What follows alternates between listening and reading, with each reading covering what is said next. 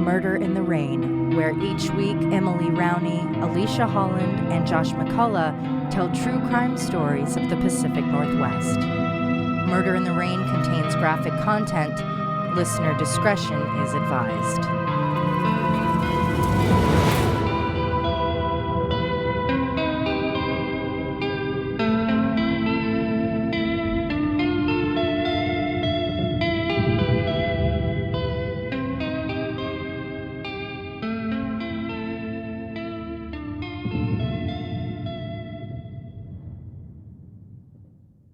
Regret is something all of us know too well. Perhaps you didn't study abroad when you had the chance, or passed up a job that was a once-in-a-lifetime offer. Maybe you neglected to tell someone how you truly felt about them in the moment past. For me, I regret spinning when I should have solved the dang Wheel of Fortune puzzle. But what can you do? You live, you learn, you move on. But for some, regret is all too consuming.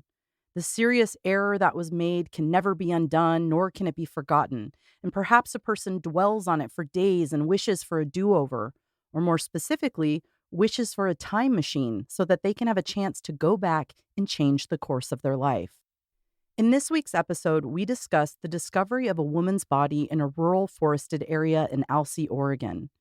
As authorities work to uncover her identity, they also unraveled a dark story of heartbreak, betrayal, and regret. On Monday, April 17th, 2017, a timber company groundskeeper named Russell Sloan was walking his dog when he stumbled across what appeared to be a dead body in a forested, remote area about 5 to 6 miles outside of Alsea, Oregon, in Benton County. The man called police, who were quickly dispatched to the scene. The body was clearly a female. She had a light complexion, light eyes, and light hair, and she appeared to be in her mid-20s. Her cause of death seemed pretty obvious, as she had a large wound trauma to her head. The eventual autopsy indicated she had been killed by a single gunshot and had died within a day or two prior to the discovery of her body. Russell Sloan, the man that found her, was interviewed by police. He lived in a camper in the vicinity so that he could take care of the grounds and watch for trespassers. He mentioned he believed he heard gunshots the previous Sunday just before dark, which is not uncommon in these rural Oregon areas. He also noted that he often drove down the hill so that he could get a better cell phone signal, and one of those trips happened to be around the time frame he heard the gunshots. As he made his way down the road, he saw a dark SUV leaving the road that led to where the body was later found. When investigating the scene, detectives noted right away that the woman seemed out of place. She didn't appear to be a hiker who had prepped to be out alone in such a rural place. She was dressed very casually and didn't have any bags, equipment, or food. This led them to believe that she had been driven to the location. It also appeared that her body hadn't been moved, leading them to suspect that she was alive when she was driven to the area, killed on site, and her body left abandoned. Authorities searched her for belongings that would help uncover her identity. Unfortunately, there was no purse, no wallet, no cell phone left behind. While they were able to collect her fingerprints, there were no matches in the system. The woman did have 2 distinctive tattoos, one on the inside of her wrist where it was 2 lines which zigzagged over each other, kind of looking like a sound icon. Her other wrist had a script that said, "It beats for you." This led detectives down an identification rabbit hole where they visited local tattoo parlors in the hopes of stumbling upon her artist. What they didn't know was that her tattoos came from a shop much further away. But luckily, there was another way to discover who she was. Surrounding the woman's body and scattered around the crime scene were copious amounts of trash. As we've learned from other cases, such as the Green River Killer, this can make a crime scene vastly more complicated to process, considering the number of possible DNA samples and other evidence that has to be collected, and it takes time to process, some of which may not even pertain to the case. However, one man's trash is another man's treasure. Sitting along the side of the road near where the woman's body was discovered was a translucent bag full of fast food and convenience store garbage. Inside the bag were energy drink cans, fountain drink containers, candy wrappers, cigarette packs, a container of Kentucky Fried Chicken, and a number of receipts. One of the receipts was from a KFC located in Corvallis, Oregon, which is roughly 35 minutes from the location her body was found. The receipt was dated from the previous Friday, April the 14th. Investigators immediately sent a photo of the receipt to detectives who could follow up on the lead. They were able to review surveillance video of the drive-thru from the time frame the receipt was printed. Wow. They noted that at the exact time the receipt was printed, there was a vehicle, a dark SUV, with two men, each with a separate order. One paid cash and the other paid with a credit card. The credit card transaction led them to a man named Kevin Thomas. Kevin Thomas was a KJ, or karaoke jockey, and he did so at a very popular bar in Corvallis called the Peacock. Like the local KFC, this is a place I've been to often. It's a staple of downtown, one that has been frequented by multiple generations, and it's still going strong and has karaoke like every single day. When detectives met with Kevin Thomas on April 17th, they opted not to tell him a body was found. Instead, they just casually inquired about the garbage that was left behind. I wonder if he was like, "Oh, I'm going to get a ticket. I have to pay a fine." Or, I'm sorry, Why would I be questioned? speaking of diarrhea, I would have it if you're telling me you found the garbage that I know was dumped with a body. If you found the garbage, Well, don't get ahead of yourself. you probably, well, I'm saying if I'm taken in I and know. then bring up the garbage, like- I'd be like, did you find anything else out there or just the garbage? I don't know or- what would be going through my head, but you'll see in a minute. Okay. Kevin was quick to point out that it was his garbage and that he and a friend pick up KFC on most Fridays. Kevin went on to tell police that his friend was a guy named William Hargrove. They knew each other from the Peacock, where William also worked as a bouncer. They were such close friends that they referred to each other as brother. After telling investigators a little bit about how they knew each other and how close they were, he went on to say that he had lent his brother a shotgun. When pressed about why he loaned it, he mentioned that Will wanted to, quote, go shooting in the woods to blow off steam. Will was all too happy to borrow the gun and promised to clean it and bring it back to him, which he still hadn't done. After spending some more quality time with Kevin, police learned a very important nugget of information. Kevin mentioned that he had been frustrated with Will of late because Will was in a love triangle and was playing two women, one of which was his girlfriend, Michelle Chavez, a woman who was technically married to another man but had been seeing Will for nearly 2 years, and the other was a fairly new fixture in his life. Police then brought in Michelle Chavez to interview her and get her point of view. Michelle confirmed that she was married and had been having an affair for 16 months with Will Hargrove, a man whom she met at the Peacock while driving taxis 3 years prior. Michelle explained that she and Will had an open relationship. They were free to be with other people. During the interview, police asked Michelle if Will was seeing anyone else, and she said he was. He had a girlfriend named Anya or Anna or something like that. While Kevin and Michelle were being interviewed, police also brought in Will Hargrove for his interview. During his time with investigators, he repeatedly downplayed his relationships. He admitted to being with Michelle and even living with her for some time when he rented a room in the home that she shared with her husband and her children. He also mentioned that he had been on 2 dates with a girl, the same one that Michelle referenced, but Will confirmed her name was Anna. He went on to say that he knew next to nothing about Anna, including where she was from, though he knew it wasn't from nearby because she had a thick accent. He claimed to have met her on the streets of downtown Corvallis where they were browsing books, which I will say sometimes they do put bookshelves out in downtown Corvallis. That is plausible, but we'll learn later that is a lie. Though he claimed they had only been on 2 dates and hardly knew anything about her, he did go on to say that they spoke for quite a long time over the phone, like regular daily calls. Will implied that he had broken off any romantic ties to this mysterious Anna in mid-March, telling her he was happy to be friends, but that was all it was going to be. While interviews were happening with Michelle, Kevin, and Will, other detectives approached Michelle's husband to see what he might know about this other woman in the love triangle. Within moments of them mentioning someone named Anna, Michelle's husband pulled up her Facebook account. Her name was Anna Ripkina. As detectives perused the Facebook images of Anna, they noticed in some of the photos she had 2 distinctive wrist tattoos. They quickly confirmed that the body found in the woods was in fact Anna Ripkina. I'll ring that bell for those detectives. tracking down the receipt, tracking down the I guy, tracking down know. her Although it's really lucky that someone's so stupid to throw out garbage at a with like crime credit scene. card. Here's the time and place of where I was But exactly. he had used cash. He probably wasn't thinking Oh, that yeah. his friend put a receipt in And there. I'm shocked and pleasantly surprised surveillance video was still available too. With Wilma's family, that was something they were really passionate about, was how can we make it so businesses have to hold on to those videos for a little bit longer? Yep. Because by the time they even knew where to start looking, everything had been recorded over. Maybe there could be a government program where So- the police pay for storage. Yeah, that'd you know? be cool. Anna Ripkina was very well liked by those that knew her. She was vibrant and outgoing, loved to travel, listen to music. She loved animals and flowers, and of course, a good laugh. She was also smart and earned 2 degrees in university and had an office job at IKEA. While still living in Moscow, Russia, where she was born, Anna had a bad breakup with her boyfriend of 7 years. It was hard on her as she desperately wanted to get married and have children.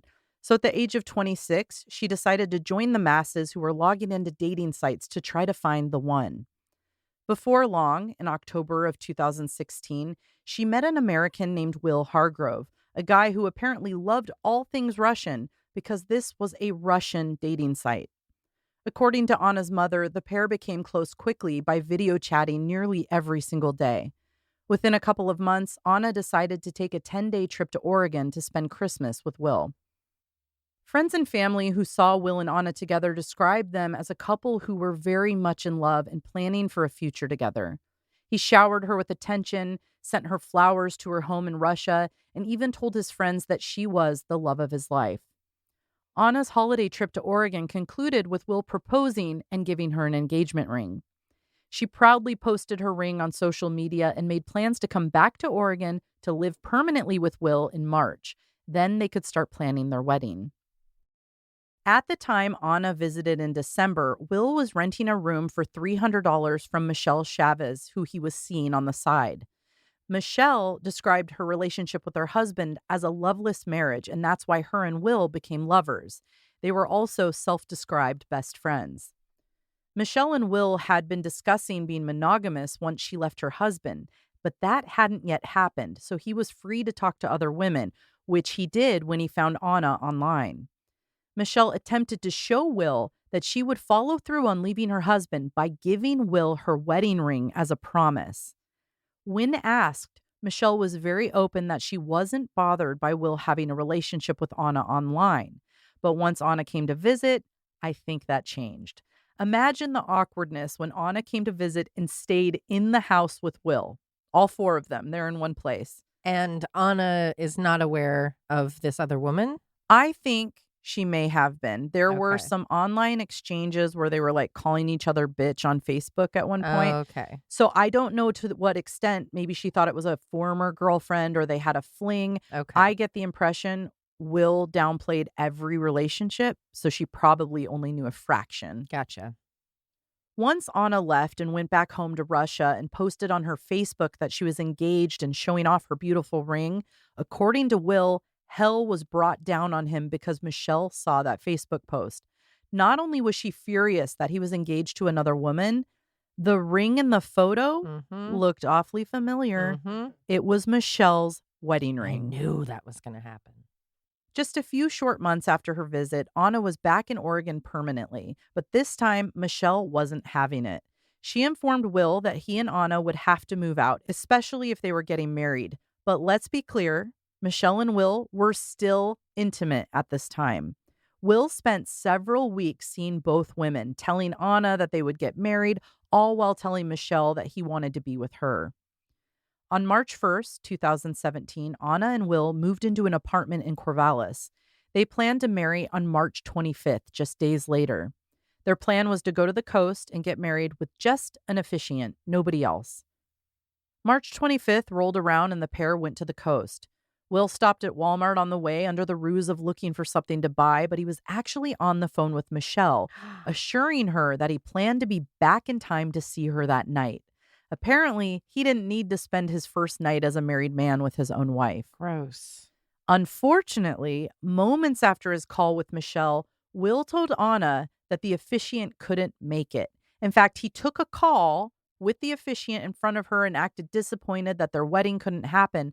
But what Anna didn't know was that he was faking the call. By the end of Will Hargrove's interview on April 19th, 2017, detectives believed they had enough evidence and caught Hargrove in enough lies to feel confident arresting him for the murder of Anna Ripkina.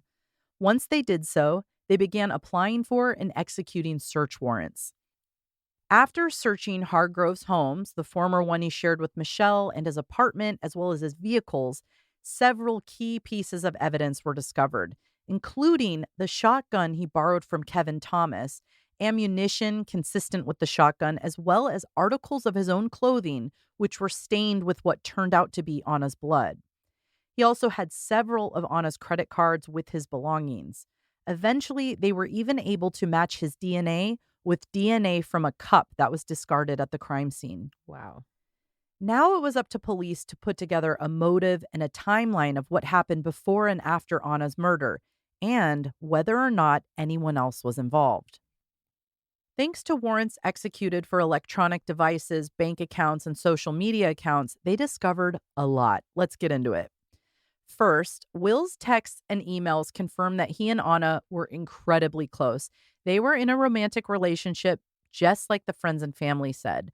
This is completely contrary to what he told police in his multiple interviews, where he constantly downplayed their relationship, saying they went on 2 dates and he dumped her.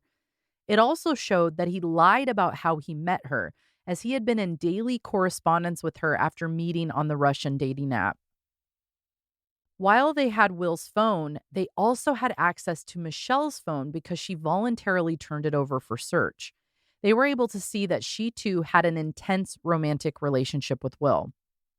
A text from Michelle to Will on April 15th said he needed to have his relationship with Anna, quote, permanently solved by the next evening.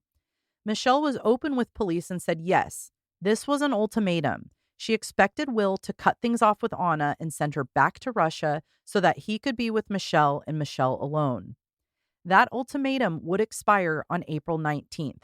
They both agreed that he would leave Anna and Michelle would leave her husband by that date. This ultimatum was also something Kevin, Will's friend, was aware of. Will's cell phone data placed his phone in the vicinity of the crime scene on April 16th, the date everyone presumed Anna was murdered on. That's a pretty big clue there. I'd say that over everything else. I'm like, okay, you were clearly there. Who else did it? Will was also caught on security camera using Anna's banking card to withdraw money after that cell phone ping. Uh-oh. First, he took out $200 at a gas station. Then he took out $600 from the Chase Bank. He then quickly deposited $160 into his own bank account. Will's financial records show that he was having significant money issues. In fact, the day Anna was murdered, Will's car insurance was about to expire. He was told if he didn't pay it, he would lose his car. So once he had the money from Anna's account placed into his own, he immediately called Progressive to ensure he made a payment to keep his insurance valid. And this is all recorded, by the way. I watched a couple of different shows on this case, and they have the recording of him just politely talking to the Progressive agent. I've got my money now. It was ridiculous. And then after that, he went to the Walmart where he used her cash to buy Star Wars Legos, candy, and cigars. Oh, what a sicko. All of which is on camera.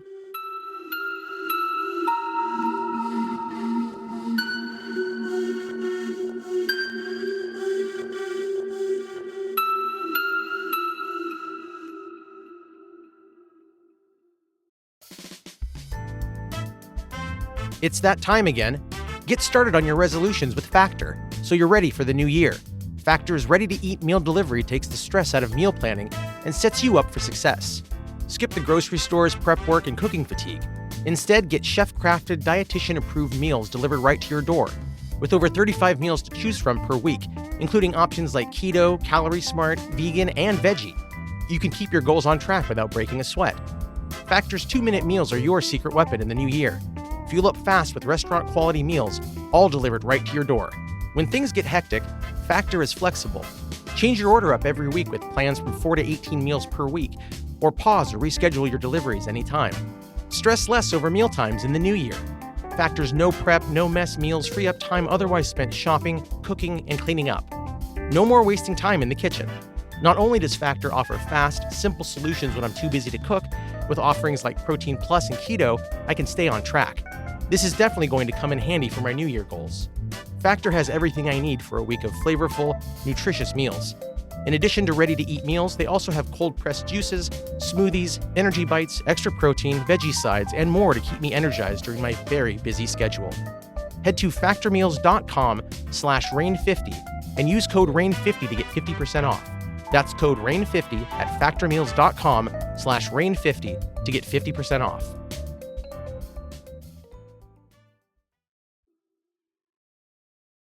The day prior to his arrest on April 19th, some very interesting internet searches and WhatsApp messages were found. Buckle up. There are so many cases where the internet searches are damning, from Googling how to get rid of a body to how do I make chloroform, but Will's were a little more intriguing. The websites he searched and the messages he sent all had to do with how he could right a wrong, and he thought he could do this by leveraging time travel. He diligently searched online for methods of time travel, and he also messaged someone on WhatsApp about a spell he could use to time travel. Now, I have an image up in the blog of one of the more interesting messages, but here's the entire exchange. Hargrove, hello, I need help, and I'm truly hoping you can enlighten me. I need to learn about time travel. I need to correct a horrible mistake. Please, I have to fix this. Unknown WhatsApp user, tell me the problem. Hargrove, April 16th, my best friend made a mistake. I want to go back and stop the situation from arising. Unknown WhatsApp user. Okay, you send full problem. What do you want? Hargrove. I want to go back to April 16th, 2017 at 11:30 in the morning to stop the day from happening as it did. I want to convince myself we need to stay home so nothing bad happens. I want to go back to keep from losing the woman that should be my wife. Can it be done? Please. I'd honestly sell my soul. Please? Wow. Well, now we know why he was getting cigars and Legos. He's not the sharpest knife in the drawer. Well, it's probably no surprise, but by July of 2018, Will Hargrove was indicted for the murder of Anna Ripkina. His defense claimed Michelle was the mastermind and that all three of them, meaning Will, Michelle, and Anna, drove out to Alsea together, and Michelle was the one who shot Anna. So what was Michelle's level of involvement? That question was a big part of the investigation from the time detectives even learned the names Will and Michelle. During her initial interview, Michelle had claimed that she and Will had gone to Alsea together that day. Like they did with Kevin, when the interview started, detectives didn't tell Michelle why she was being interviewed. Eventually, after talking with her for some time, they finally told her the details about why she was there, that they had found the body of Anna Ripkina and that Will had just been arrested for her murder. After that, Michelle's story and demeanor started to change a bit. Michelle told police that she had lied earlier when she said that she had gone to Alsea with Will. And what had actually happened was that Will called her very upset on April 16th, claiming that he nearly hit a deer and got into an accident. Michelle was with her family as it was Easter, but she decided to leave the festivities and drive her Prius out to Alsea to meet Will. During that meeting in Alsea, she claims Will told her he had gotten into a fight with Anna and that she left. After Will and Michelle did some of their own fighting, they decided to make up by pulling into a park and having sex in the front seat of his car. Investigators noted that this park was on the way to where Anna's body was eventually found. Michelle also elaborated that she had told Will to, quote, fix it, meaning the relationship with Anna. She didn't mean kill her. She meant break up with her and get her to move back to Russia, something her and Will had been communicating and fighting a lot about. Now, one of the things working against Michelle was that she had a major motive. While Will Hargrove's motive was to alleviate his problem by getting rid of Anna to maintain his romantic relationship with Michelle, Michelle wanted her man to herself, and some might say by any means necessary. Did you say Michelle was married to someone else? Correct, to a Oregon State professor. Hmm. I don't know which one. A lot of chaos going on down there.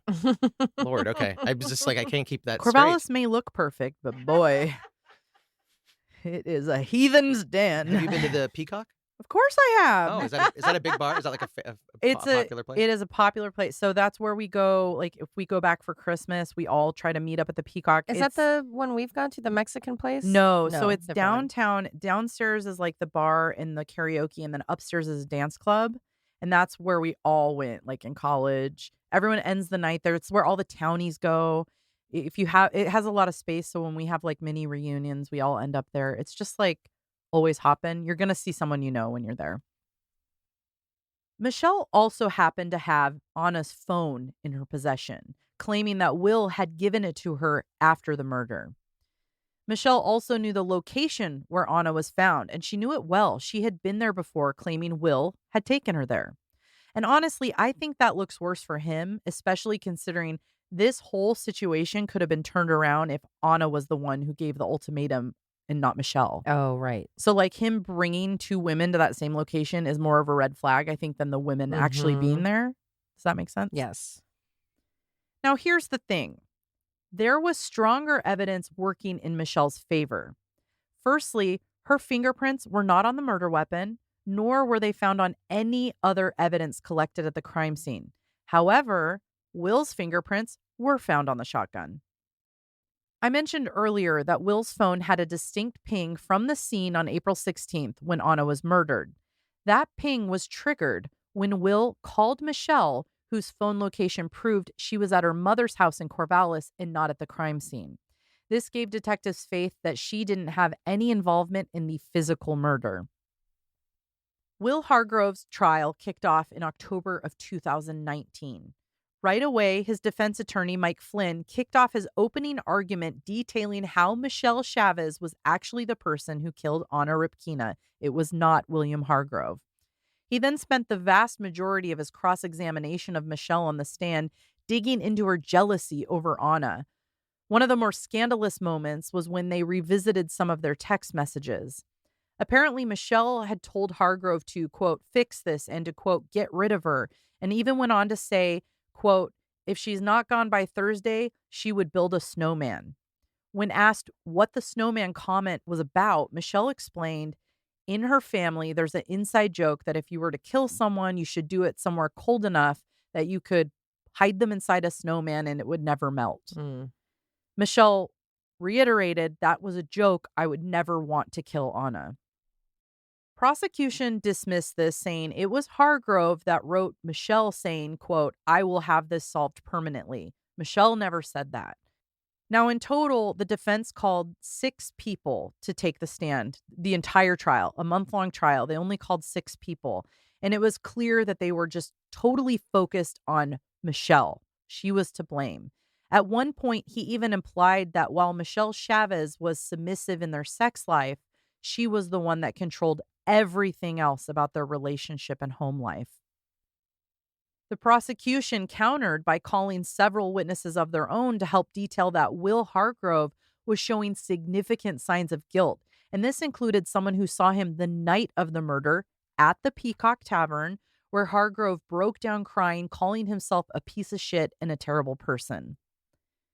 They also dove into hours upon hours of details around the evidence they collected at the scene, all of which pointed to Will Hargrove being the sole culprit in the murder. In the end, the trial lasted a month, and Will Hargrove was found guilty of second-degree murder, 2 counts of identity theft and 2 counts of second-degree theft. In January of 2020, he was sentenced to life in prison with a possibility of parole after 25 years. He was originally sent to the Snake River Correction Institution, but I couldn't find him on there. And then I saw on another website he's currently in the Benton County Jail, which I found rather odd. So I don't know if there's some maybe appeal going on and they moved him. Doing some sort of proceeding. Because I've seen he has filed appeals, which have been shot down thus far, but, you know, they always keep going. Now, Michelle was judged very harshly by the people around her, but she was never arrested or prosecuted for any kind of participation in Anna's murder. The stress of being the center of attention after such a horrific love triangle and murder led her to attempt to take her own life in June of 2018. Now, I absolutely would never wish for anyone to have feelings that would lead them to think taking their life is their only option. But I will say, I can't understand the community view of her. I think she was involved. Yeah. I think she meant kill her. Absolutely. I think you have someone that, again, going back to the time travel part, Our favorite part? it sounds like there's a possibility that she maybe was aware of his intellectual depth. And she was older than him. She was, I think, 8 years older. And so when you're in that situation, you know he's armed, you're being very clear of like, oh, it's just a family joke. But if that's what the family joke means, it doesn't undo what he could have taken it as. And if you're being that passionate and you're like, yeah, we're stopping to have sex and I'm telling him to go do this and like, oh, you've got to get rid of her, I'm going to leave. You kind of know where it's going to end up. I mean, she was older. She would often give him money. She would give him like $500 a month to live on. So he was like very sugar baby kind of a situation, which I could see her using that to manipulate him. Yeah. I'm really surprised they weren't able to get something of. Well, I think they didn't pursue it because she was such a staple in the prosecution. Oh. She was the primary witness, even though she continued to interact with him when he was in custody. There's a show I highly recommend that I watched the other day. It's called Calls from the Inside on Investigation Discovery. And they did an episode called An Inconvenient Romance. And that show is all based on recordings that you get while you're in jail. And so they talked a lot. And he was acting all in love with her and talking to her. But then in other calls with his friends and family, he referred to Michelle as undesirable number one, which I have to say that comes from Harry Potter, and I'm kind of loving that. But but he would call her that. So I was like, okay, does he have something on her, or does she have something on him, and that's why he's being all lovey-dovey to keep her quiet? Because that looks bad on him, not her. Or is it he's so angry being in prison, or he has to put on that facade for his family? Yeah, I'm not sure. But what I also thought was interesting is in the trial, in some of the photos, there's this giant binder in front of Michelle because there were 13,000 text messages between them. And somebody had to comb through all of them and flag what was important. So they would refer to these text messages and she'd have to explain it. 13,000. So they have the big binder and you can, in all the like newspaper articles, they refer to it. It's so awful. One, I don't know if everyone knows 90 Day Fiancé, where it's basically this same setup. You meet online, sometimes on specific sites for people looking to come to America. The people come to your town and stay with you. And then if they're going to stay and keep their visa, you have to be married within 90 days. And so often, and every once in a while, you definitely catch the vibe of people that are in it because maybe the person on the American side is very lonely and they have money or don't have money, but they're willing to give money. And it's kind of a scam that way. But way more often, it's the other way. Oh, yeah, you come live with me. And he didn't have the money, Right. but she had money. And she's probably just trying to find I'm ready to settle down. I don't care if it's this doofy guy from Corvallis, whatever, that's fine. It will give me a family. I get to start a life in America and I mean, and she have all genuinely these seemed opportunities. in love with him. I think he did woo her. To have that be his option instead of like, hey, actually, I'm going to stay in this relationship. Sorry. Why was that harder to do? Yeah. That's so sick. And Well- it's so often people are like, oh, the foreigners on 90 Day. They're Well, just trying to what- get a visa or whatever. And it's like, look at what the Americans do. What blows my mind about this guy though is let me share one thing before I say this thought. So I think Josh might have stumbled upon this earlier. So something that just made me like gag a little bit is as I was looking this guy up, I stumbled upon a website called Wire of Hope, and it allows you to write inmates, and Will is on there. So let me read you his bio. I'm an inmate of the state of Oregon. My sentence is 25 years to life.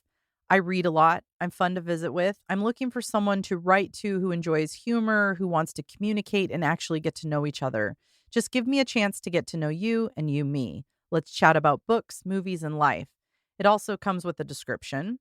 Date of birth, 11/11/89, gender male, marital status single, sexual orientation straight, race white, eye color hazel, hair color bald, height 5'7", body type average, hometown Texarkana, Texas, spoken languages English, no religion, astrological sign Scorpio. His profile is set to expire on the 25th of February, ladies, so get to writing. His contact info is on the website. But what blows my mind is this little hobbit had these two beautiful women. Like, both of them are pretty. Both of them have qualities that people want in a person. They have their own lives. And I'm like, how does this guy bag these ladies and then this shit show happens? Like, how does that even happen? But a lot of people who were interviewed say he's a sociopath and he targeted weak women. But I don't know. I kind of wonder if he was not as intelligent. I won't say he's targeted, but I think he could have been manipulated too. I don't know. This Michelle woman, I mean, not to say he doesn't have a charm or anything like that, but I get a vibe from her. She seems maybe that's part of cold. the attraction is I can have it, power-wise, I can have the power. I'm the smarter one. I'm the one with money. I'm the one with the ultimatum. I'm the one with the puss that he's after. Like, a lot of power. And I think he was emotionally reliant on her as his best friend. Right. Like, they met. Taxi drivers hear a lot of stories, right? Like, they're naturally going to listen to you in your time of need. And they became friends while she'd be waiting outside the Peacock to give people rides. And they would get to talking because he was a bouncer and the bouncers sit outside. Right. So I think he developed a very strong emotional connection with her. So I could see how someone could manipulate that. But then again, she's not the one in jail. He is. If detectives didn't pursue it, then they didn't think it was worth it. But I don't know. I think she had a hand in it. I don't think she ever touched a murder weapon or helped plan it, but I think she planted that seed. I keep thinking about the gal that went to trial and I think prison when her boyfriend killed him, took his life when she was texting him. Oh, yeah. And it's that same kind of energy that I'm sensing from that relationship where it's the power and I don't even have to pick up a gun or whatever. Yeah. Well, yet another Corvallis case in the books. I was going to say it seems really Corvallis, but deep Corvallis, not you cool people in Corvallis. you know what part of Corvallis we're talking about.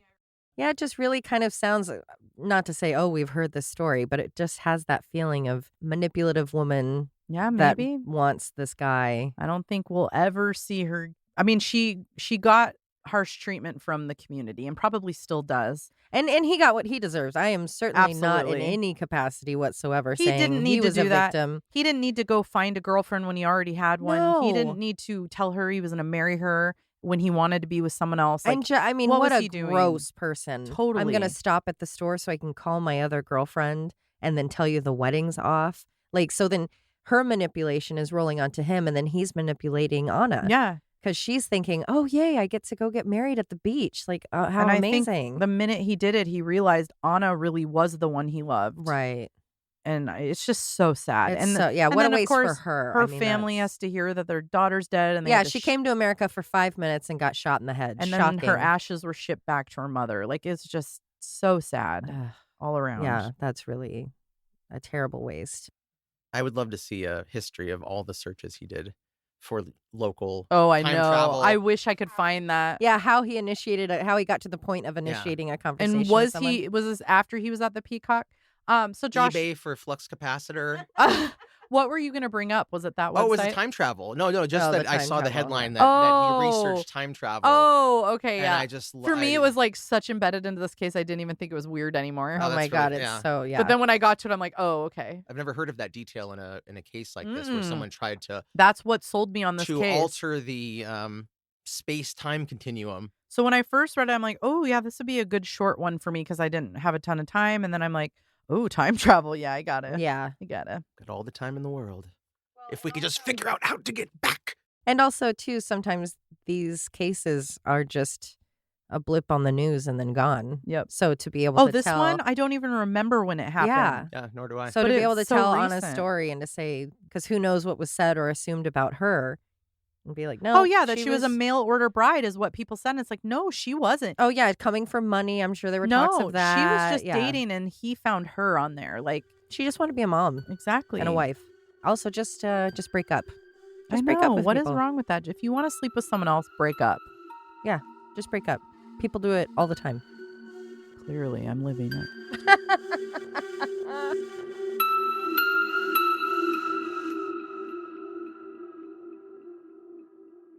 2017, a timber company ground. Did I say that right? Which part? I don't even know. Who had prepped to be Only bird-themed places? KFC, Peacock. What's next? That's our title. Bird theme. Birds. Police learned a very important nugget of it. Chicken! She was also smart and earned 2 degrees in She was also smart and earned 2 degrees in university and oh my God, Emily. Wet that whistle? So gross. Since your other whistle is quite wet. I immediately think of like a mustache being wet from drinking when I hear that saying. Hot. And then a guy has to wipe it before he kisses you. Well, it gets wet when you drink liquids. Listen, I'm recently into dating bearded men. The last three of the 4 people I've dated recently have had beards. Oh, that's which exciting. Is new for me. I was eating potato soup last night, and it got all over my face. He literally Like said, a And then lady. Alicia's like, I'm hungry. He literally was like, I've never had so much food in my beard. It was every I bite don't know what's happening. for 30 bites. It was unstoppable. That But- soup will get you. I mean, when you're hungry later, you'll be appreciative. That's right. Just suck it out of my Ew. chin hairs. You flake soft by I then. do, yeah, I have the flavor saver and everything. Ew. But it's for soup. It's for soup. Well, it's probably no surprise, but my voice is all fucked from the karaoke bar. And other things And in that your I was very loud. down your throat. I know, bless people's heart who are like patient and kind, because I am not. Has anyone ever been killed with Legos? Oh, you're going to take the Power Wheels right into the pool. Pow, pow, power. I know I was going to say maybe it wasn't the chair. It was just a little queef. Oh, I did have a queef the other day. Well, it was there funny. you go. Did it smell like a Magnum condom? No.